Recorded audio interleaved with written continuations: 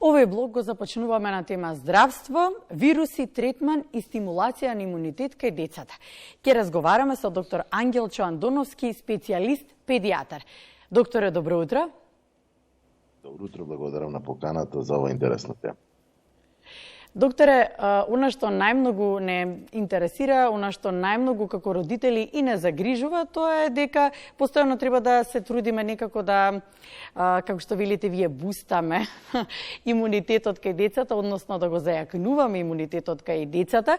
Се препорачува да биде тоа со што можеме повеќе свеж воздух. Гледате дека со каков проблем се соочуваме, дека го немаме. Изминатите 2 дена беа страшни, не се препорачуваше да се излегува надвор и кога не чека еден период на зимски распуст за децата. Што вие препорачувате?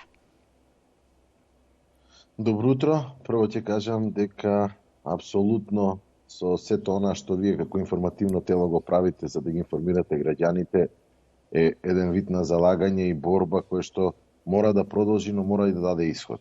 Овие претходни денови загадувањето беше енормно. Не е загадувањето само од сега, него години наназад, за кои што и сме сведоци дека постојано сме дискутирале на таа тема, сме говореле за начинот на справување со таа тема, сме кажале што какви проблеми предизвикува загадувањето, поготово кај децата, го станува за збор, но никогаш не сме стигнали, не сме го добиле вистинското решение од никого. Ќе кажам дека предстојниот период е токму карактеристичен за сите заболувања кои што ги следат, односно ја следат детската возраст, како детската, така и возрастната популација, бидејќи неминовно е такво меѓусебно комуницирање и контактирање, каде што овие, да кажеме, микроорганизми, независно дали се вируси или бактерии, се пренесуваат преку секаков можен векторски тип. Јас само накратко ќе спомнам дека во престојниот период, не само кај нас, и во нашата близина беше толку актуелна една инфекција која што настанува од страна на риносинцијалниот вирус. Преди се, морам да спомнам дека над 80% од сите респираторни инфекции, поготово кај децата, настануваат од вирусите, и една мала група на бактерии кои што навистина ни предизвикуваат големи проблеми кога станува збор за респираторното здравје кај децата. Риносинцијалниот вирус е тип на вирус кој што навистина многу брзо ги зафаќа децата, поготово помалите деца, и предизвикува симптоми кои што се слични на грипот, односно симптоми кои што идат со некоја си дрезгава кашлица, предизвикување на течење на носот, у делот на температура, ќе кажам дека фебрицирањето кај тие деца е со малку пониска температура од вообичаената, се дур не настанат компликации, односно бактериска инфекција, која што секако дека поради паднатиот имунитет кај тоа дете од страна на самиот вирус кој што го слабнува организмот, доаѓа до комплицирање на целата состојба, односно накалемување на еден вид на бактерии кои што стално и постојано го напаѓаат детскиот организам. Така да можам да кажам дека сето ова кое што ја прави таа палета на симптоматологија на респираторните заболувања е веќе позната, и она што е многу битно да родителите, доколку не успеат, пруžајќи ја првата помош на своите деца, изнаејќи ги одредените да кажеме препарати кои што може да ги дадат, се нормално дека се препорачува да навистина што побрзо се јават на кај својот матичен педијатар за понатамошни насоки. Докторе, остана како еден мит или вистина зимскиот период и зимскиот распуст.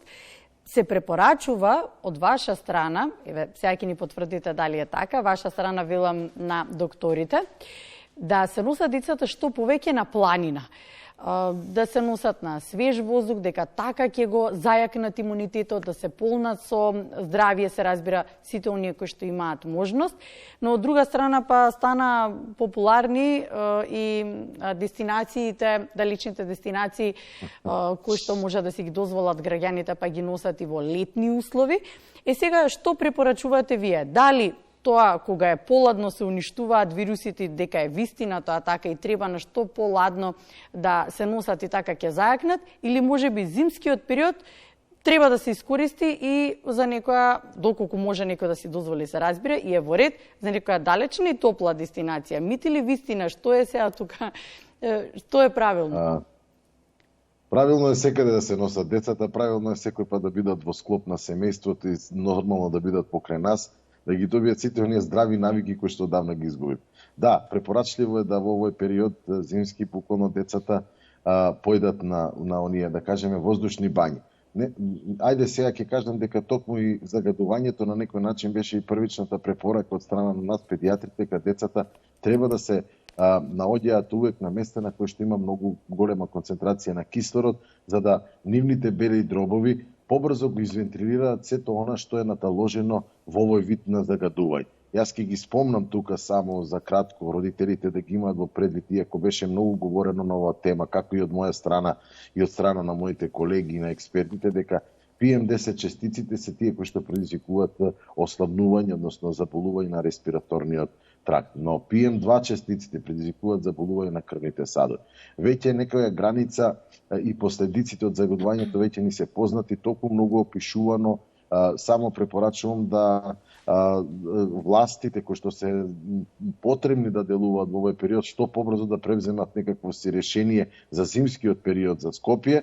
За другите градови ќе кажам дека тоа е малку во помало, но не отстапуваат веќе и од главниот град со загадувањето. Ќе кажам дека единствен начин на вентилација, добра вентилација и прочистување на тоа младо белодробие е само носење на чист воздух, односно голема концентрација на воздух, каде белите дробови на децата покрај физичката активност, движењето, трчањето, снеговите и така натаму, може да го сето тоа извентилираат белите дробови да бидат прочистени. За подалечните дестинации ќе кажам дека слободно сите може да одат било каде, но сепак треба да внимаваат на сето она што го препорачуваат тамошните власти во врска, односно медицинските тамошни власти, за во врска со какви се заболувања има на тоа, во тие подрачи, на тоа треба многу да се внимава. Да не навлегуваме во една таква тема, која што мислам дека е инфектолошка на некој начин, но сепак препорачувам да апсолутно децата со своите родители бидат насекаде, да бидат прошетани и убаво, нели да кажеме, и забавувани. Да, само се надеваме дека секој родител ќе има можноста бар на кратко да може да помине такво време со своето дете. Она за што сакам да посветиме внимание и да го заокружиме разговорот е кога да се вклучи алармот при кашлица. Кашлицата е првиот сигнал, да речеме, кога сме надвор изложени на загаден воздух, дека не се дише едноставно, има нешто што пречи, а кај децата станува интензивна по дури и кратко изложување на загаден воздух.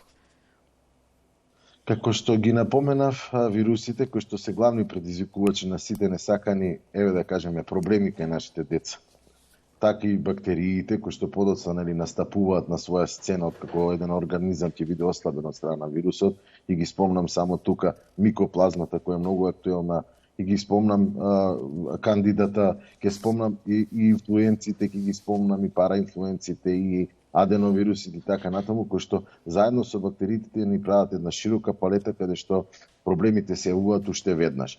Кога станува збор за кај помалите, ние ќе ги подвоиме на групи каде родителите треба да го вклучат алармот, е токму кај бебињата, токму кај помалите дечиња, каде што навистина доаѓа многу брзо до инфламација на белодробието, односно добивање на одредени бронхити, бронхиолити, трахеити, па и пневмонии. Знаеме дека пневмонијата кај малите бебиња и кај малите деца е многу погубна и многу лоша. Многу бара третман, дури, еве ќе кажам дека над деца до 3 месеци постојано и треба да се внимава кои ќе се донесат во болница, доколку постојат било какви симптоми од отежнато дишење, вовлекување на и активирање на мускулатурата од страна на белодробието, активирање на стомачната мускулатура за да може да се дише, постоење на кркорење, постоење на еден вид на визинг, тоа дете треба да биде хоспитализиран. Јас само како пример ќе кажам дека на вистина алармот треба веднаш да биде качен кај родителите и да се јави оној аларм, да се јават кај својот педијатар и нормално и во одредена болнична институција, доколку станува збор, пак реков, за малите бебиња и дечиња, да веднаш кога ќе ги познаат првите симптоми на отежното дишење, постојана кашлица, која што е на некој начин, еве ќе кажам, активна, перзистентна и досадна, нели, родителите, не ставајќи тука во предвид температурата која што може да се јави, ќе кажам дека кај вирусите температурата е пониска за разлика од кај бактериите, но секогаш постои смесување на двата предизвикувачи, па доаѓа и до повисоки температури, дури и до појава на воспалување на средно уво и несакан момент, односно пневмонијата. Веднаш да се јават кај својот матичен лекар, да се направи еден преглед и една аскултација и веднаш да се активира алармот, односно тоа дете да ја добие соодветната терапија. Докторе, ќе ви искористам како специјалист на темата, кашлицата, да, зборувавме и препораките од вас, но затнато носе се чини кај дечињата дека започнува од септември, велат го решаваме проблемот во мај месец. Како да се справат родителите со овој проблем? Препорачувавте во еден разговор кој што го правевме, беше измивање на носето со солена вода. Дали уште сте на истиот став? Кои се препораките? Препораките зависат од возраста на детето. Она што треба да го знаеме дека кај бебињата родителите навистина треба да ја прават таа тоалета на носето и да го одржуваат носето.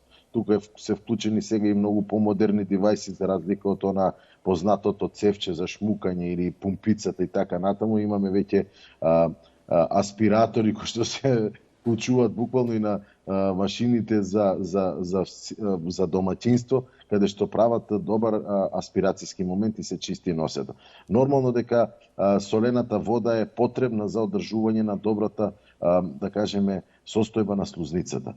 Недозволување на активација и на собирање на микроорганизми кои што се присутни во носната слузница.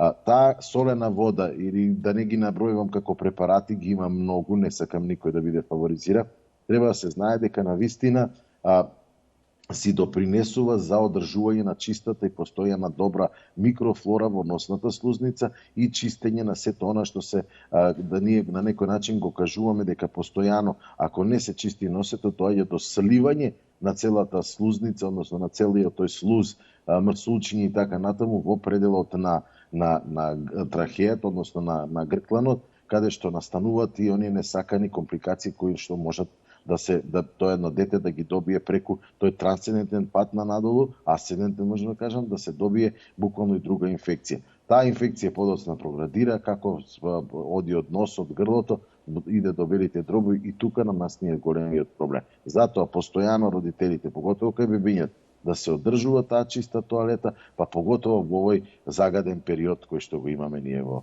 Скопје. Ви благодарам, докторе.